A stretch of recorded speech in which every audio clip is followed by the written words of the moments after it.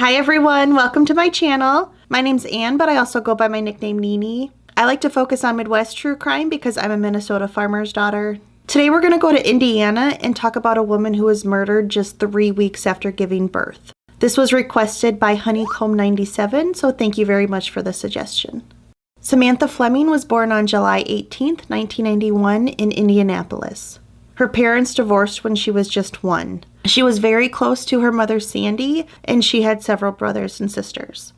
When she became a teenager, she became a little rebellious. She didn't want to follow rules. She'd often leave home and stay at friends' homes.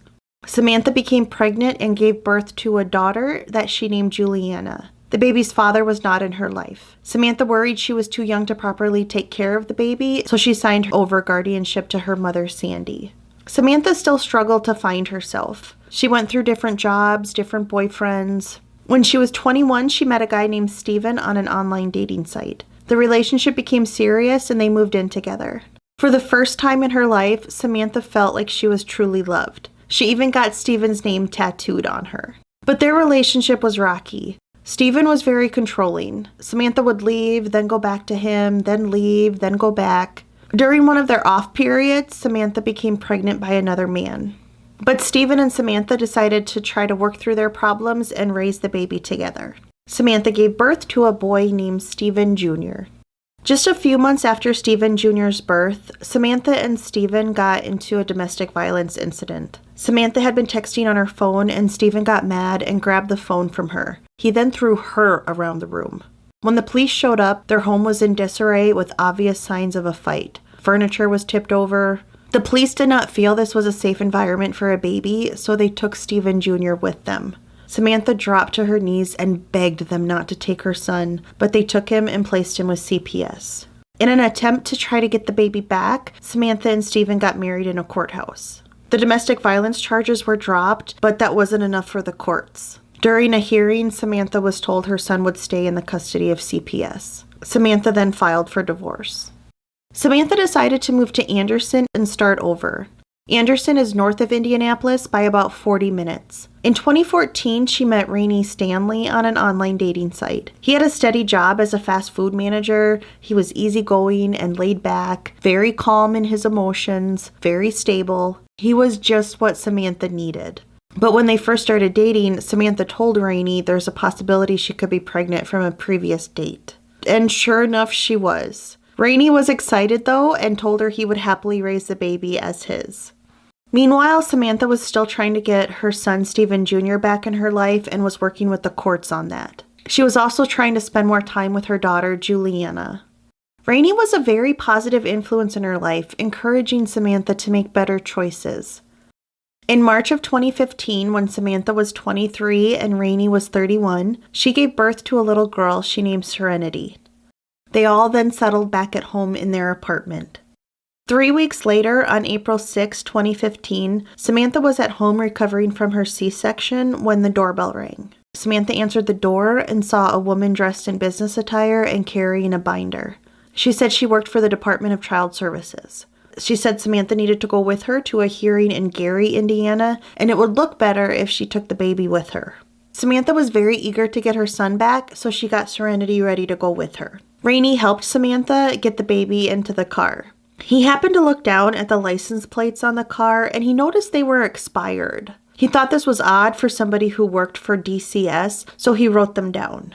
The caseworker then drove off with Samantha and Serenity in the car. Samantha and Rainey texted a little bit and then the text messages stopped. A few hours passed and Samantha and Serenity still had not returned. Rainey tried calling Samantha and got no answer. He tried to report her missing to police that day, but they told him that not enough time had passed. Samantha's mom and one of her sisters had been receiving text messages from Samantha. Samantha had told her sister that the hearing had not gone well, and the judge told her she was an unfit mother. There were a few more text messages, and then they stopped altogether. But the text messages were odd to Samantha's family. Samantha usually had a lot of misspelled words in her text messages, and these texts were perfectly spelled. 4 days later, Samantha and the baby had still not returned, so Rainey went to the police department and reported them missing. He told them a caseworker had come to the house to take Samantha to a hearing, and that was the last he had seen them. He told them he didn't get the name of the caseworker, but he had written down the license plates. A caseworker came to my house. What was her name? Didn't get her name. Good. African-American lady. She's kind of had a good set. I was loading the car seat in the car, and I seen the plates were expired. It was suspicious. The caseworker driving around with expired plates. It's a little bit weird. He gave them the number, and they found it belonged to a couple who lived in southern Indiana, but cleared them of having anything to do with Samantha's disappearance. Police wondered if Rainey had done something to Samantha and the baby, and this was just a mysterious caseworker he had made up as a cover story. It's understandable why the police would think that, because in the majority of true crime cases, it's usually the spouse or significant other who are responsible. A detective went to Rainey and Samantha's apartment building and asked neighbors if they had seen anything the day Samantha went missing. One man said he had seen an African-American woman in her mid-30s that day. She had asked him which apartment Samantha Fleming lived in, and he had told her. He then overheard her at the door saying she was a caseworker, so this verified Rainey's story.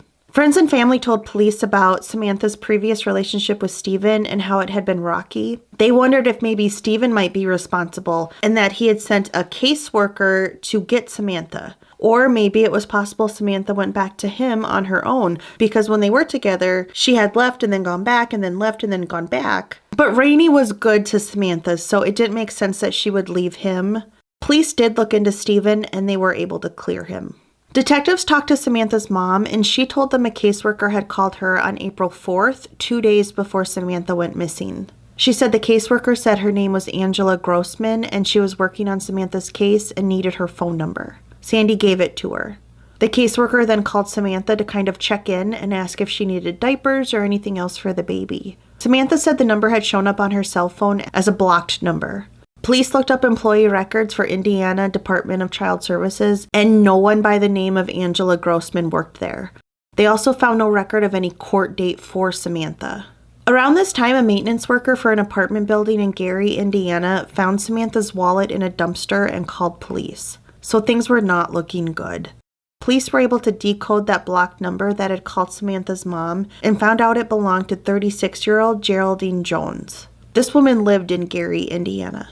On April 17th, a detective drove to Geraldine's house, and her sister Tamiko answered the door, holding a baby in her arms. She said about a week prior, Geraldine had dropped the baby off with their elderly father and then headed to Texas. Tamiko said she took the baby from their father because she felt he was too elderly to care for the baby. She had stopped by Geraldine's house to get some items and had only been there about 30 minutes when the detective arrived. She asked the detective if he smelled anything bad in the house because she noticed a foul odor. She thought maybe it was just the trash that had been sitting there for a week since Geraldine had left. The detective asked Tamiko to wait outside while he and 2 other officers searched the house. When they got to a bedroom, they opened a closet door and saw a plastic tote on the floor. Inside was Samantha's body. She had been stabbed, wrapped in trash bags and duct tape, and covered in bleach. They noticed a red car parked out in front of the house. When they checked the license plates, it showed it belonged to Geraldine Jones. They compared it to the license plates Rainey had given them, and he had been off by 1 number. They then knew the baby Tamiko was holding had to be Serenity. Detectives went to Texas and found out that Geraldine was in the hospital because she had tried to end her own life by overdosing on pills. She was not cooperative when they tried to question her. Do you want to answer any questions about my attorney? Okay, you don't want any answer anything right now at all? Geraldine had grown up in Gary, Indiana, and was the youngest of 3 daughters. She said she had a wonderful childhood and her family doted on her since she was the baby of the family. She went to college at Purdue State University and became a teacher. She eventually became a principal. Geraldine focused most of her time on her career, which involved other people's children, and was in her late 20s when she realized she wanted children of her own. She changed her career and got a job as a deputy assessor. This was less stressful and gave her more time to date. When she was 35, she started dating a man named Randy. In the fall of 2014, she announced to her family that she and Randy were not only pregnant, but they were going to have twins. Her sister Tamiko said she was almost immediately suspicious about Geraldine's pregnancy, because first she told him her due date was December, but then she changed it to March. Due dates aren't an exact science, and they can be off by a few days, but not by a few months. Geraldine also refused to let Randy go with her to prenatal appointments. But the family didn't question Geraldine. In February 2015, her sisters threw her a big baby shower. In March of 2015, Geraldine told her family she went to the hospital to give birth, but didn't tell them which hospital. She told them one of the twins did not make it. It was just a few days after this that Geraldine left the baby with her father and headed to Texas. Everything was very odd about Geraldine's pregnancy and birth story. Tomiko told the police she hadn't been at the house just to get some items for the baby, but she was also looking for evidence that proved the baby was her sister's, like a hospital bracelet or something. Geraldine was arrested and eventually admitted to killing Samantha and taking the baby, but she claims that Samantha was in on it. Geraldine said she posted on a website if anyone was pregnant and didn't want to keep the baby, she would pay them for the baby. She claims Samantha responded to that ad when she was 2 months pregnant. The plan was for Geraldine to pose as a DCS worker and take Samantha and the baby to her house, and then Samantha would go home and leave the baby with Geraldine. But Geraldine claims when they got to her house, an argument broke out because Samantha wanted her full money right away. The argument escalated, according to Geraldine, and she ended up stabbing Samantha. None of Samantha's friends or family believed she would sell one of her children. She was desperate to get her son back. There was no way she would just give her daughter away. Plus, police could find no records of any text messages, emails, social media messages. Nothing between Geraldine and Samantha to support her story. On top of that, Samantha's autopsy showed she had been stabbed over 50 times. That's a high amount of stab wounds for it to have just been an argument that escalated. What police were able to determine was that in the summer of 2014, Geraldine took a home pregnancy test and it showed positive. She went to the doctor to confirm it, but a blood test said she was not pregnant. She also found out during that visit that she would most likely be unable to carry a baby full term. Geraldine decided to pretend that she was still pregnant. She bought baby items, set up a full nursery, started wearing a fake bump. She looked online at social media profiles to try to find pregnant women near her. That's when she came across Samantha's profile. She then changed her due date to March to line up with Samantha's. She was able to tell a lot about Samantha's life from her social media, and that's how she found out that Samantha had been trying to get her son back from CPS. It's really scary how much people can find out about you on the internet. And not just from social media sites. Just Googling your name, you can find out so much about a person. Police still aren't sure exactly how things went down at Geraldine's house that day, but some of Samantha's stab wounds were in her back, so they think Geraldine started stabbing Samantha when she wasn't facing her. In May of 2018, Geraldine pleaded guilty to voluntary manslaughter and criminal confinement. She was sentenced to 30 years in prison plus 10 years probation.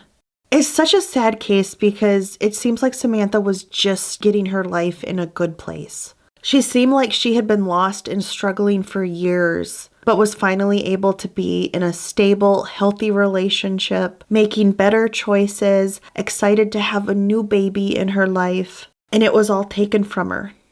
I couldn't find out if Serenity is being raised by Samantha's family or by Rainey. But Rainey sure does seem like a good and decent guy. That's all I have for this case. I'd love to hear your thoughts below. Thank you so much for watching. I'll see you next time.